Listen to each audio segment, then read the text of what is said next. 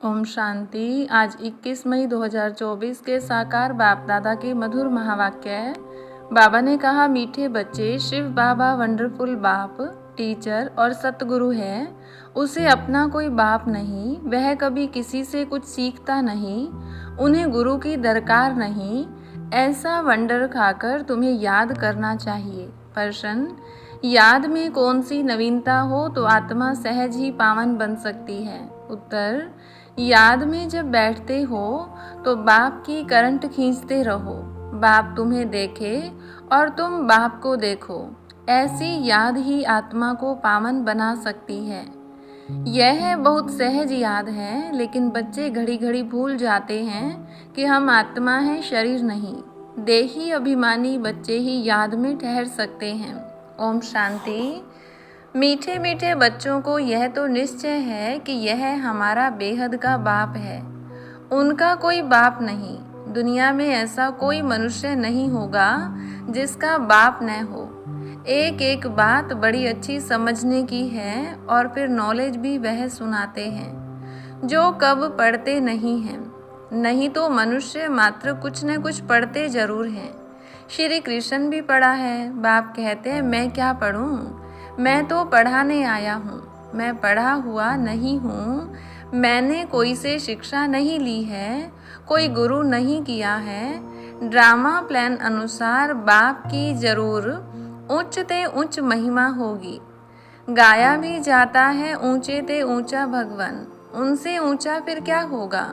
न बाप, न टीचर, न गुरु। इस बेहद के बाप का न कोई बाप है, न टीचर है, न गुरु है। यह स्वयं ही बाप, टीचर, गुरु है। यह तो अच्छी तरह समझ सकते हो। ऐसा कोई भी व्यक्ति हो नहीं सकता।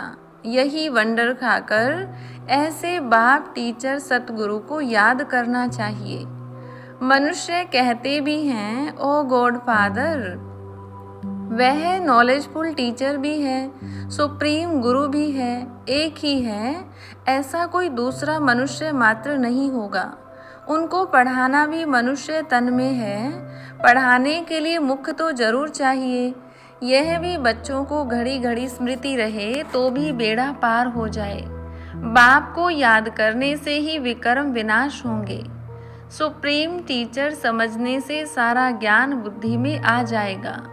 वह सतगुरु भी हैं, हमको योग सिखला रहे हैं। एक के ही साथ योग लगाना है। सभी आत्माओं का एक ही फादर है। सब आत्माओं को कहते हैं, मामे कम याद करो।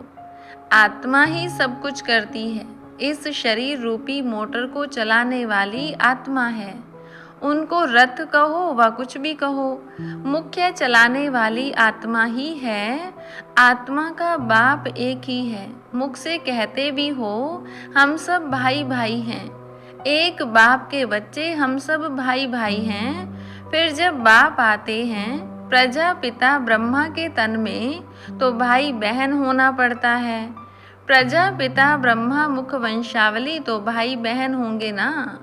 भाई की बहन से कभी भी शादी नहीं होती है। तो यह सब प्रजापिता ब्रह्मा कुमार कुमारियां हो गए। तो भाई बहन समझने से जैसे बाप के लवली चिल्ड्रन ईश्वरीय संप्रदाय हो गए। तुम कहेंगे हम हैं डायरेक्ट ईश्वरीय संप्रदाय। ईश्वर बाबा हमको सब कुछ सिखला रहे हैं। वह कोई से सीखा हुआ नहीं है। वह तो है ही सदैव संपूर्ण। उनकी कलाएं कभी कम नहीं होती और सबकी कलाएं कम होती हैं। हम तो शिव बाबा की बहुत महिमा करते हैं। शिव बाबा कहना बड़ा इजी है और बाप ही पतित पावन है। सिर्फ ईश्वर कहने से इतना जचता नहीं है। अभी तुम बच्चों को दिल में जचता है बाप कैसे आकर पतितों को पावन बनाते हैं। लौकिक बाप भी है, पारलौकिक बाप भी है। पारलौकिक बाप को सभी याद करते हैं क्योंकि पतित हैं, तब याद करते हैं। पावन बन गए फिर तो दरकार नहीं पतित पावन को बुलाने की। ड्रामा देखो कैसा है। पतित पावन बाप को याद करते हैं, चाहते हैं हम पावन दुनिया के मालिक बने।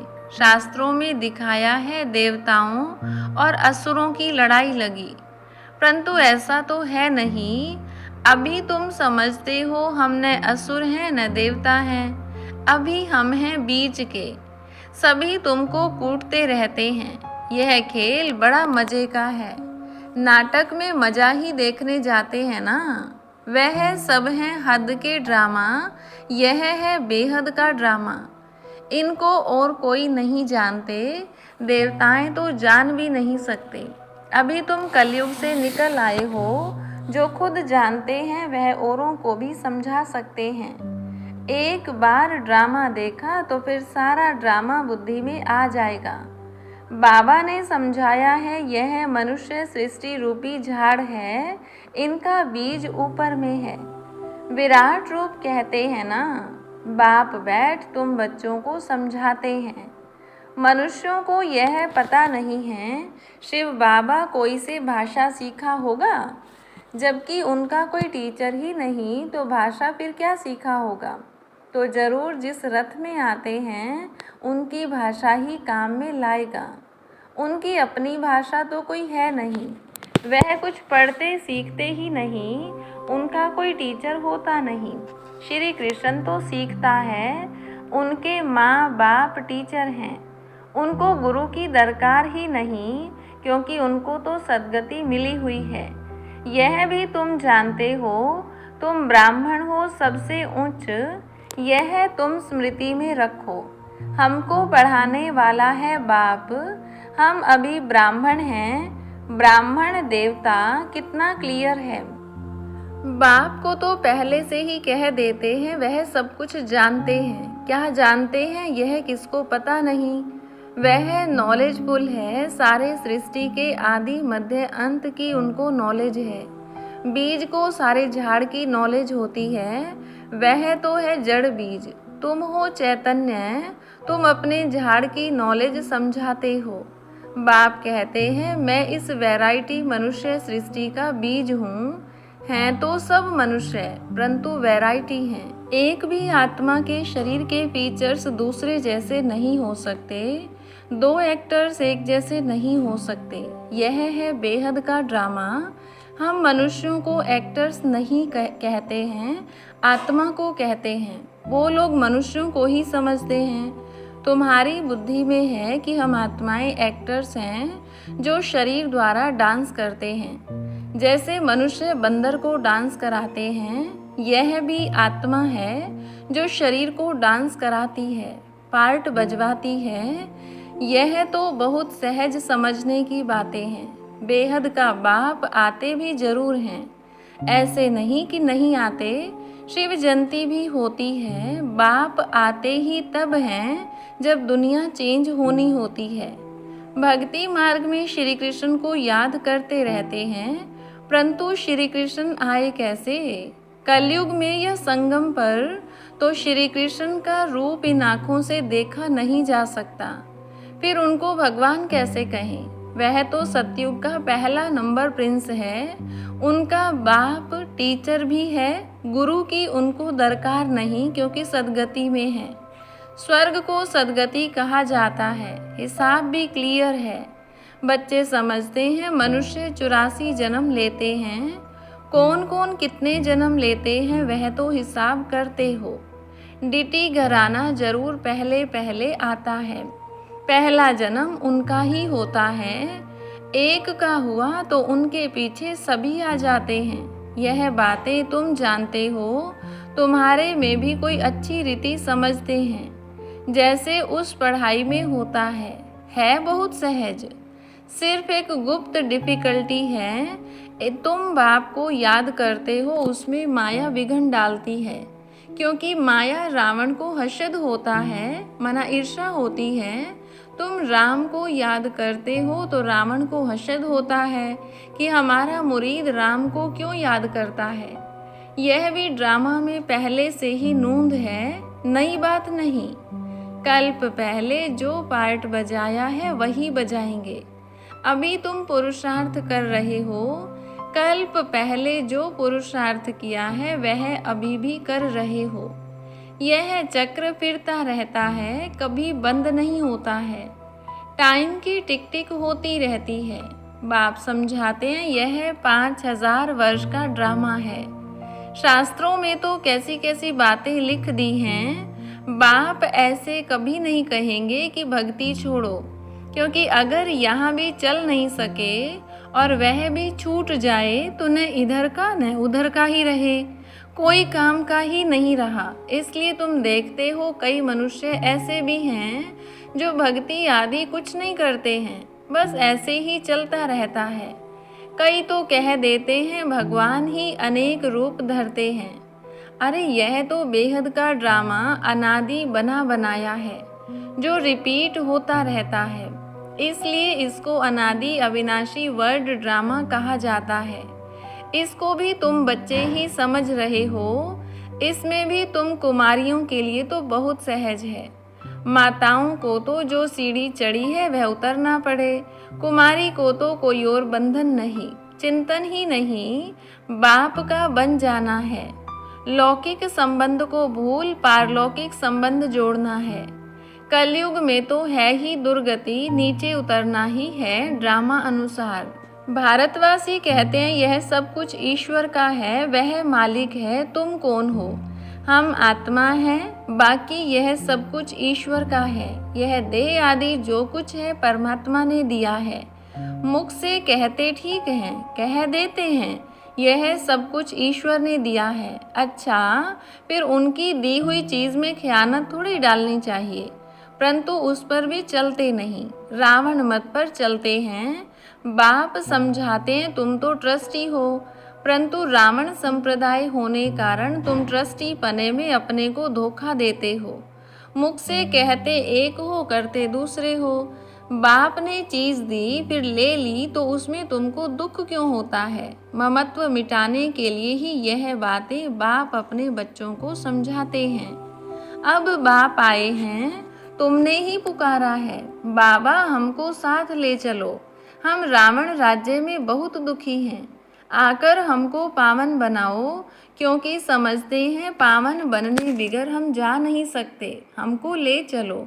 कहाँ? घर ले चलो। सब कहते हैं हम घर जाएं, श्री कृष्ण के भगत चाहते हैं हम कृष्णपुरी वैकुंठ में जाएं। सतयुग ही याद रहता है, प्यारी चीज़ है। मनुष्य मरता है तो स्वर्ग जाता नहीं है। स्वर्ग तो सतयुग में ही होता है, कलयुग में होता है नरक, तो जरूर पुनर्जन्म नरक में ही होगा। यह कोई सतयुग थोड़ी है, वह तो वंडर ऑफ वर्ल्ड है। कहते भी हैं, समझते भी हैं, फिर भी कोई मरता है तो उनके संबंधी कुछ भी समझते नहीं। बाप के पास जो 84 के चक्र की नॉलेज है वह बाप ही दे सकते हैं। तुम तो अपने को देह समझते थे, वह रोंग था। अब बाप कहते हैं देही अभिमानी भव। श्री कृष्ण तो कह न सके देही अभिमानी भव, उनको तो अपनी देह है ना। शिव बाबा को अपनी देह नहीं है, यह तो उनका रथ है जिसमें वह विराजमान है। उनका यह रथ है तो इनका भी रथ है, इनकी अपनी आत्मा भी है, बाप का भी लोन लिया हुआ है। बाप कहते हैं मैं इनका आधार लेता हूँ, अपना तो है नहीं, तो पढ़ाएंगे कैसे? बाप रोज बैठ बच्चों को कशिश करते हैं कि अपने को आत्मा समझ और बाप को देखो। यह शरीर भी भूल जाए, हम तुमको देखें, तुम हमको देखो। तुम जितना बाप को देखेंगे पवित्र होते जाएंगे, और कोई उपाय नहीं है पावन बनने का। अगर हो तो बताओ, जिससे आत्मा पवित्र होती हो। गंगा के पानी से तो नहीं होगी, पहले तो कोई को भी बाप का परिचय देना है। ऐसा बाप तो और कोई होता नहीं।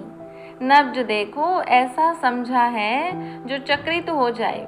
समझे बरोबर इनको परमात्मा कहा जाता है। अभी तुम बच्चों को बाप अपना परिचय दे रहे हैं, मैं कौन हूँ यह भी बच्चों को मालूम है।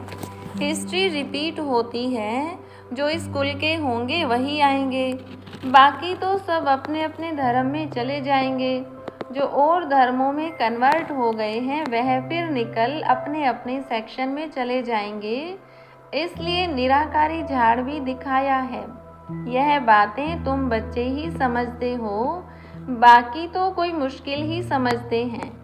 7-8 से कोई 1-2 निकलेंगे जो समझेंगे यह नॉलेज तो बहुत अच्छी है। यहाँ का जो होगा उनको तूफान कम आएंगे, दिल होगी फिर जाकर सुने। कई फिर संग के रंग में भी आ जाते हैं तो फिर आते नहीं। जहाँ पार्टी को जाता हुआ देखेंगे तो उसमें लटक पड़ेंगे। मेहनत लगती है बहुत, कितनी मेहनत करनी पड़ती है।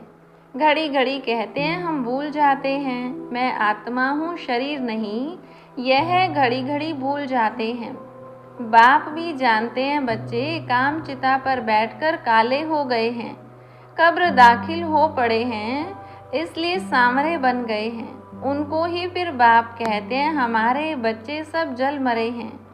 यह बेहद की बात है, कितनी करोड़ों आत्माएं हमारे घर में रहने वाली हैं, अर्थात ब्रह्मलोक में रहने वाली हैं। बाप तो बेहद में खड़े हैं ना, तुम भी बेहद में खड़े हो जाएंगे। जानते हो बाबा स्थापना करके चला जाएगा, फिर तुम राज्य करेंगे, बाकी सब आत्माएं शांति धाम में चली जाएंगी। अच्छा, मीठे मीठे सिकिलधे बच्चों प्रति माता पिता बाप दादा का याद प्यार और गुड मॉर्निंग। रूहानी बाप की रूहानी बच्चों को नमस्ते, रूहानी बच्चों की रूहानी बाप दादा को नमस्ते। धारणा के लिए मुख्य सार। पहली पॉइंट, किसी भी एक्टर से रावण हर्षद करे, विघन डाले, तूफान में लाए तो उसे न देख अपने पुरुषार्थ में तत्पर रहना है, क्योंकि हर एक एक्टर का पार्ट इस ड्रामा में अपना अपना है। यह अनादि ड्रामा बना हुआ है। दूसरी पॉइंट, रावण मत पर ईश्वर की अमानत में खयानत नहीं डालनी है, सबसे ममत्व निकाल पूरा ट्रस्टी होकर रहना है। वरदान, सदा एकरस मूड द्वारा सर्वात्माओं को सुख शांति प्रेम की अंजलि देने वाले महादानी भव। आप बच्चों की मूड सदा खुशी की एक रस रहे, कभी मूड ऑफ कभी मूड बहुत खुश, ऐसे नहीं। सदा महादानी बनने वालों की मूड कभी बदलती नहीं है। देवता बनने वाले माना देने वाले।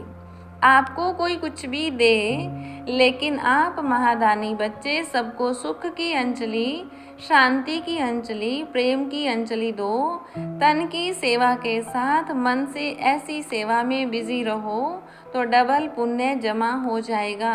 स्लोगन, आपकी विशेषताएं प्रभु प्रसाद हैं, इन्हें सिर्फ स्वयं प्रति यूज नहीं करो, बांटो और बढ़ाओ। अच्छा, ओम शांति।